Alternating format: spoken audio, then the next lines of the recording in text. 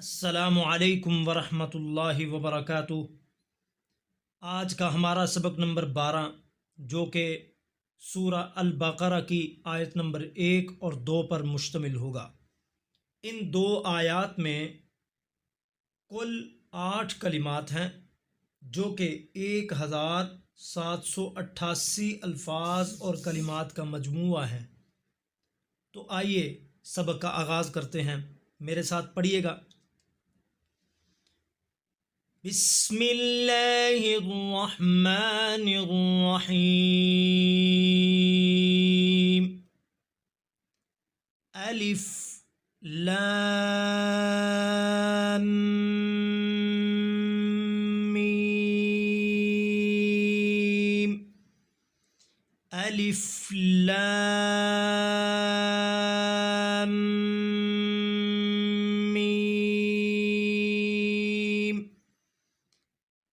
الف لام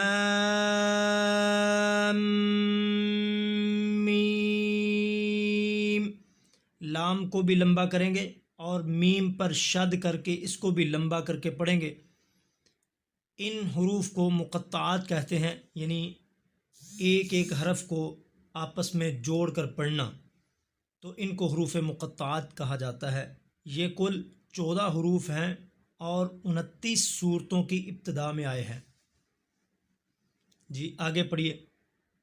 ذالکل، ذالکل، یہاں پر ذال ہے، زا نہیں ہے۔ ذال اور زا میں فرق ہے۔ زا میں سیٹی کی آواز آتی ہے اور ذال جو ہے یہ حروف لثویہ میں سے ہے، نرمی کے ساتھ ادا ہونے والے حروف میں سے ہے۔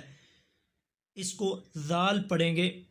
ذالکل کتاب، کتاب، لا ری، لا ری، را پر پڑھیں گے۔ لا ریب، لا ریب، فیہ، ہدی للمتقین۔ قاف کو کھینچ کر پڑھیں گے چونکہ آگے یا مدہ ہے اس لیے۔ متقین۔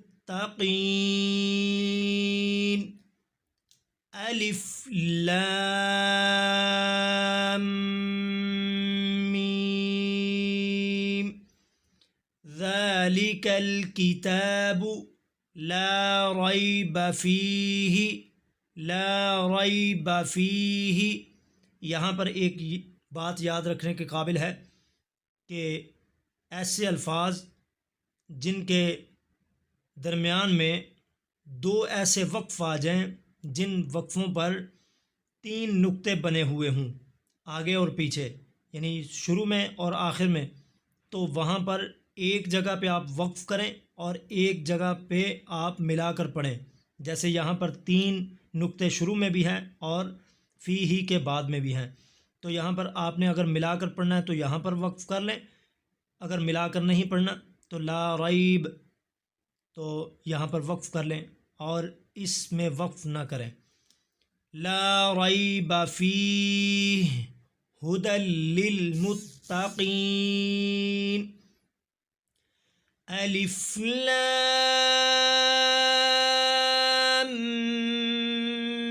میم۔ ذالک الکتاب لا ریب فیہ ہدی للمتقین۔ جی ترجمہ پڑھتے ہیں۔ الف لام میم، اللہ اعلم بمرادہ۔ بعض لوگوں نے الف سے مراد اللہ لیا ہے اور لام سے مراد جبرائیل علیہ السلام لیے ہیں اور میم سے مراد محمد کریم صلی اللہ علیہ وآلہ وسلم، لیکن یہ اپنی طرف سے اختراع ہے۔ ان کا ترجمہ، ان کا فہم، ان کا معنی مفہوم اللہ ہی جانتا ہے، تو ہم اس کے متعلق یہی کہیں گے اللہ اعلم بمرادہ، یعنی ان کے معنی اور مفہوم اللہ ہی جانتا ہے۔ اس سے یہ بھی بات ثابت ہوتی ہے کہ اللہ تبارک و تعالی ہی عالم الغیب ہے، ہر چیز کا علم رکھنے والا ہے۔ وہ اگر چاہے تو عطا کر دے، اگر نہ چاہے تو کسی کو بھی نہ عطا کرے اور اس چیز سے محروم کر دے۔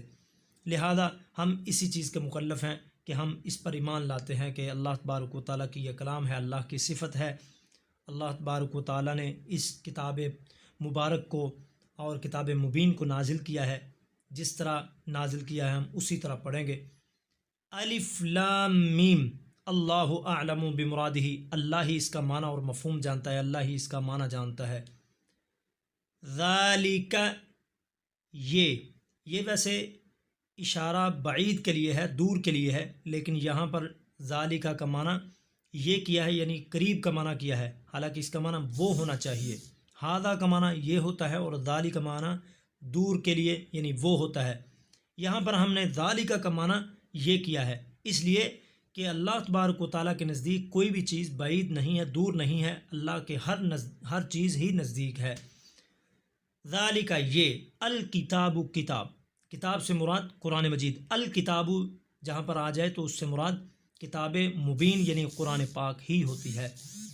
یہ قرآن پاک یعنی یہ کتاب، یہ خاص کتاب، لا نہیں ہے، ریبہ شک، یہ لا جو ہے نفی جنس کے لیے، یعنی ہر قسم کی نفی ہو رہی ہے، یعنی اس کتاب کے علاوہ جتنی بھی کتابیں ان میں شک اور شبہ پایا جا سکتا ہے، ان میں تحریف کی جا سکتی ہے، لیکن یہ جو کتاب ہے اس میں کسی قسم کی شک و شبے کی بھی گنجائش نہیں ہے، تصور بھی نہیں ہو سکتا۔ لا نہیں ہے، ریبہ شک، فی ہی اس کتاب میں، فی میں ہی اس کتاب میں، ہدن یہ جو کتاب ہے ہدایت ہے، لی کے لیے، متقین پرہیزگاروں کے لیے ہدایت ہے یہ کتاب، اس میں شک نہیں ہے، یہ خاص کتاب جو ہے اس میں کسی قسم کی شک نہیں ہے۔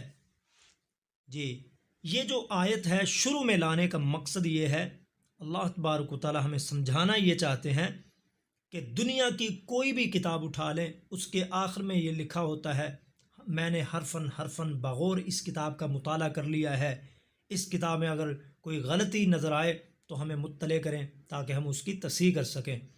لیکن یہ کتاب جو ہے اللہ تبارک و تعالیٰ کی کتاب ہے، اس آیت سے ہی ثابت ہو جاتا ہے کہ اللہ تبارک و تعالیٰ کی ایسی کلام جس میں کوئی شک و شبے کی گنجائش تک نہیں ہے، تصور تک نہیں ہو سکتا۔ جو اس میں شک کرنے کی کوشش کرے گا اس کے ایمان میں تو شک ہو سکتا ہے، اس کے اسلام میں تو شک ہو سکتا ہے، لیکن کتاب مبین کلام اللہ میں کسی قسم کے شک و شبے کی گنجائش اور تصور نہیں ہو سکتا۔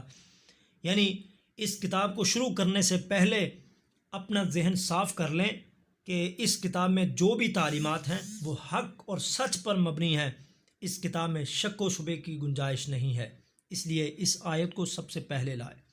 لہذا آئیے ترجمہ پھر پڑھتے ہیں۔ اللہ اعلم بمرادہ، اللہ ہی جانتا ہے، ہم ایسے ہی کہہ لیں کہ اللہ جانتا ہے۔ جی، ذالک الکتاب، یہ خاص کتاب یعنی قرآن مجید، لا نہیں ہے، ریبہ شک، فیہ اس کتاب میں، ہدن ہدایت ہے، للمتقین پرہیزگاروں کے لیے۔ یہاں پر بھی ایک بات یاد رکھیں کہ لا ریب فیہ، اس میں دو طرح وقف کیا جا سکتا ہے، لا ریب پہ اور فیہ کو ہدن کے ساتھ ملائیں تب بھی ٹھیک ہے، اگر لا ریبہ کے ساتھ فیہ کو ملا لیں تو تب بھی ٹھیک ہے، یہاں پر وقف کر لیں اور ہدن کو علیحدہ کر لیں۔ اگر ہم ریبہ کے ساتھ فیہ کو ملائیں تو اس کا معنی یہ ہوگا کہ یہ کتاب نہیں ہے شک اس کتاب میں، نہیں ہے شک اس میں۔ اگر ہم یہاں پر وقف کریں اور فیہ کو ہدن کے ساتھ ملائیں تو اس کا ترجمہ یہ ہوگا، یہ کتاب، یہ خاص کتاب، یہ قرآن مجید نہیں ہے شک و شبے کی گنجائش نہیں ہے۔ فیہ ہدن للمتقین، یہ ایسی کتاب ہے جس میں ہدایت ہے متقین کے لیے، پرہیزگاروں کے لیے، یعنی دو طرح کا ترجمہ کیا جا سکتا ہے۔ تو آئیے تعداد کی طرف، قرآن پاک میں یہ لفظ کتنی مرتبہ استعمال ہوا ہے، یعنی ذالک الکتاب لا ریبہ، یعنی ہر لفظ جو ہے، ہر کلمہ قرآن مجید میں کتنی مرتبہ استعمال ہوا ہے۔ آئیے تعداد کی طرف۔ الف لام میم، یہ کل 14 حروف ہیں، 14 مقطعات ہیں، لیکن قرآن پاک کی 29 سورتوں کی ابتدا میں آئے ہیں، یعنی یہ 29 الفاظ ہیں، 29 کلمات ہیں، 29 حروف کا مجموعے ہیں جن کا معنی ہم نہیں جانتے، اللہ ہی جانتا ہے۔ تو یعنی پتہ یہ چلا کہ ہم نے 29 الفاظ اور کلمات پڑھ لیے، ہم نے ایک ہی ترجمہ کرنا ہے، اللہ اعلم بمرادہ، اللہ ہی جانتا ہے۔ ہم نے ان کے متعلق کیا کہنا ہے؟ اللہ ہی جانتا ہے۔ تو لہذا ہم نے 29 کلمات اور الفاظ پڑھ لیے۔ تو آئیے، ذالکا، ذالکا کا معنی یہ بھی ہوتا ہے اور وہ بھی ہوتا ہے۔ اللہ تبارک و تعالیٰ کے اعتبار سے یہ ہے، یعنی اللہ کے نزدیک ہر چیز قریب ہے، اور ہمارے اعتبار سے ذالکا جو ہے وہ بعید کے لیے ہے، بعد کے لیے، دور کے لیے ہے۔ ذالکا کا لفظ جو ہے قرآن پاک میں 270 مرتبہ استعمال ہوا ہے۔ الکتاب، الکتاب یعنی کتاب، کتاب کا لفظ جو ہے قرآن پاک میں تقریباً 232 مرتبہ استعمال ہوا ہے۔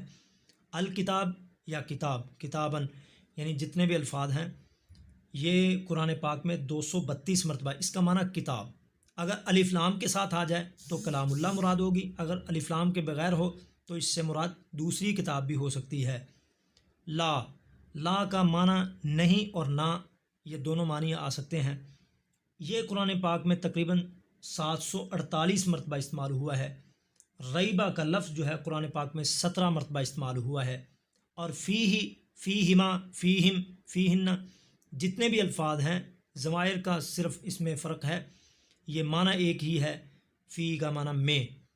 تو یہ قرآن پاک میں تقریباً جو ہے 373 مرتبہ استعمال ہوئے ہیں سبھی الفاظ کو اگر ملایا جائے۔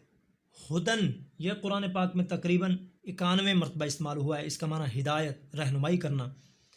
للمتقین، یہ لام حرف ہے، اس کی میں نے وضاحت جو ہے پانچویں سبق میں کر دی تھی۔ متقین کا لفظ جو ہے 43 مرتبہ استعمال ہوا ہے، یعنی پرہیزگاروں کے لیے۔ یعنی اس سے یہ پتہ چلا کہ یہ 8 کلمات نہیں ہیں بلکہ 1788 الفاظ کا مجموعہ ہے۔ تو گویا کہ ہم نے ایک ہی مجلس میں، ایک ہی سبق میں 1788 کلمات اور الفاظ کا ترجمہ پڑھ لیا ہے، اور ان کلمات کی ادائیگی بھی سیکھ لی ہے، مشق بھی کر لی ہے۔ اللہ تبارک و تعالی ہمیں مزید قرآن پاک کا فہم حاصل کرنے کی توفیق عطا فرمائے۔ اللہ تبارک و تعالی ہمیں اس قرآن پاک کے حروف کی، کلمات کی، الفاظ کی ادائیگی کو بھی بہتر کرنے کی توفیق عطا فرمائے۔ اللہ تبارک و تعالی ہمیں قرآن پاک کی تلاوت اس طرح کرنے کی توفیق عطا فرمائے جس طرح اللہ کو مطلوب ہے۔ اللہ ہم سب کا حامی و ناصر ہو۔ السلام علیکم ورحمۃ اللہ وبرکاتہ۔